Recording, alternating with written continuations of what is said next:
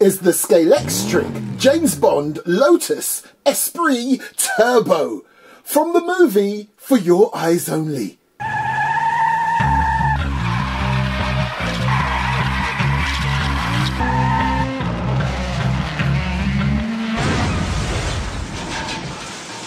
Ooh, she's gorgeous!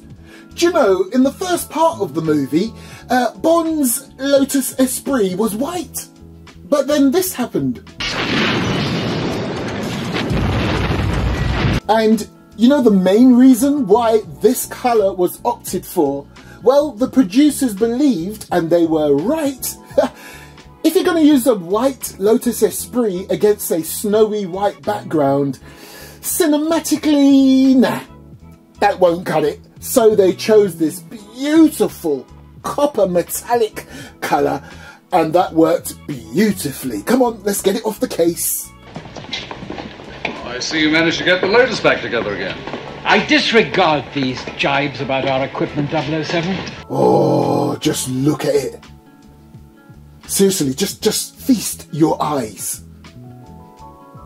This is beautiful. In fact, look at the real version. Now look at this Scalextric version.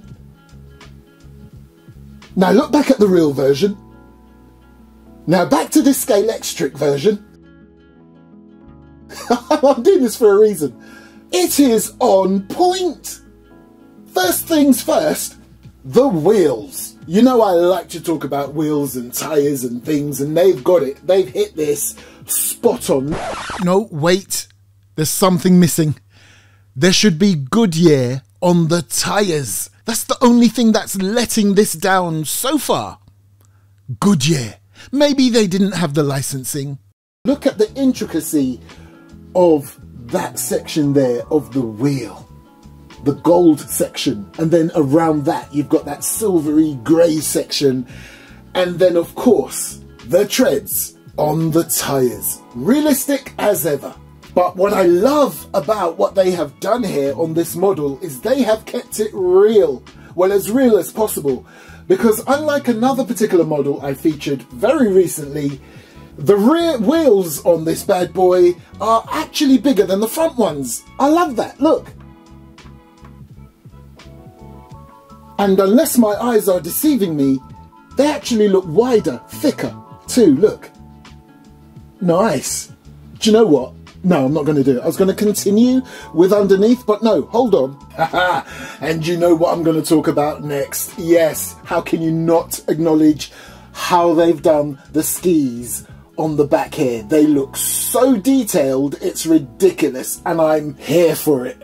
Look at these bad boys. Even the print on it. Excellently done. And they've even got the little red sections here where you would clip your ski boot in. This looks fantastic. And of course, we have the beautiful rear section of this car with the massive Lotus badge right there. The registration plate there, Oscar Papa Whiskey, 678 Whiskey, just like the movie.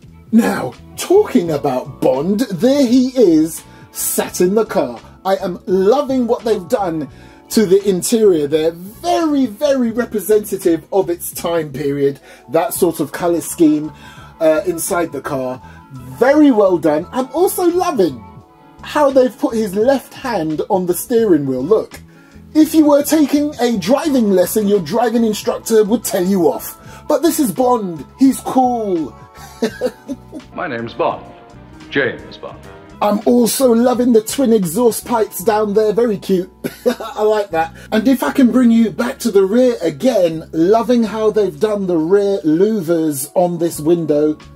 Very nice. And of course, the awesome looking rear lights. I hope they work. Now, if you're thinking, why would I say that? Well, if you take a very close look at the headlights, those clearly are not going to work. And if you look on the case, yep, I don't think it shows a symbol for front working headlights. Scalextric, I have one question. Why? That's it, Scalextric. No further questions, Your Honour. Just... Why? Actually, I think I know why.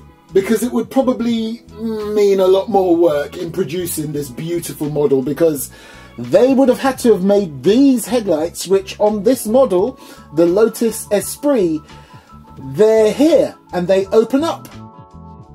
And personally, I think that would have been asking for too much. But anyway, it would have been cool if it had those kind of working headlights. However, just before I take it on the track, can we please appreciate the gold livery?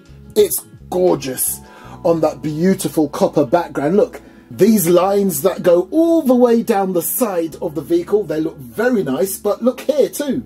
The lettering are also in that beautiful gold colour scheme, Lotus Esprit. Or as I used to say when I was much younger, Lotus Esprit. Right, let's take it back underneath, and I love pointing these out because I think it's these little intricate details that make these collectible models not just toy slot cars. Look at how they have done the exhaust pipe. They didn't need to do that. They could have just put two little silver pipes there and leave it at that. Look at that. The exhaust pipe literally follows all the way around there, just like the real thing. Nice. And once again, Scalextric doing their thing with the cutout of the logo there. You've got your magnets, you've got your door. If you want to put a digital chip in, there's your guide, there's your braids. Do you know what?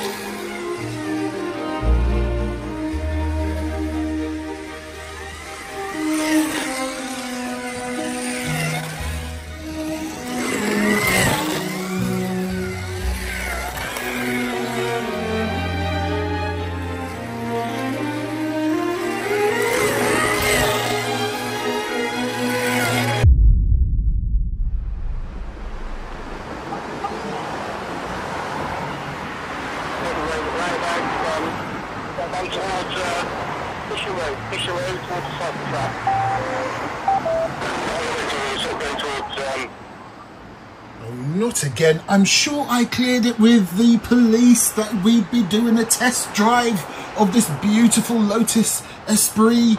Can we get rid of the police, please? Thank you.